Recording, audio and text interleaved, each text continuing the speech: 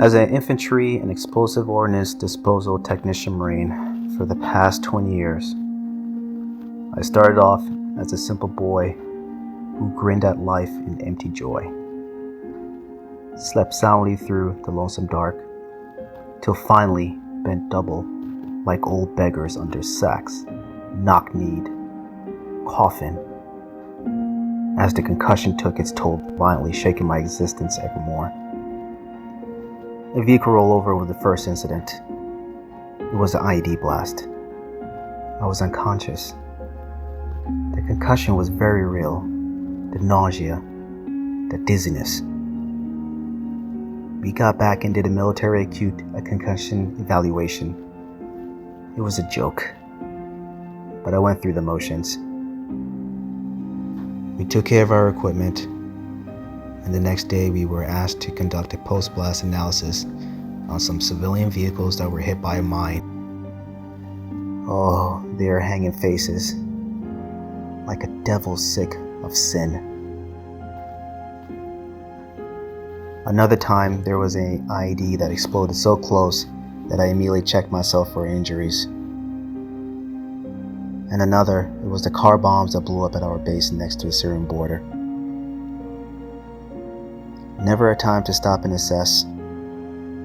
Always going on to the next mission. The long-term effects continue. The concentration issues. Actually, trying to read something and not being able to finish.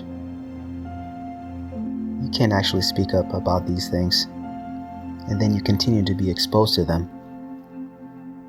The parachute incident with the bad landing. You still never say anything.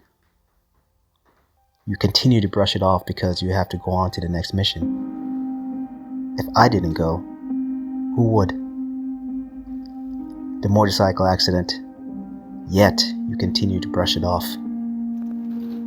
The machismo culture, it is a defect. It's one of the things that stopped me from trying to get help or solving the problem right away.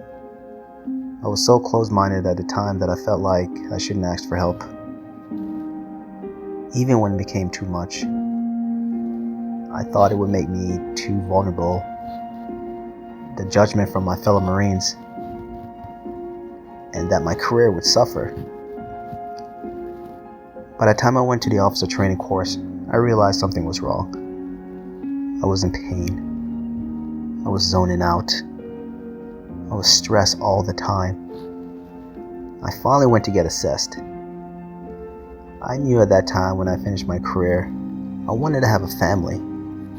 If I didn't take my concussion seriously, I would become vulnerable in a different way.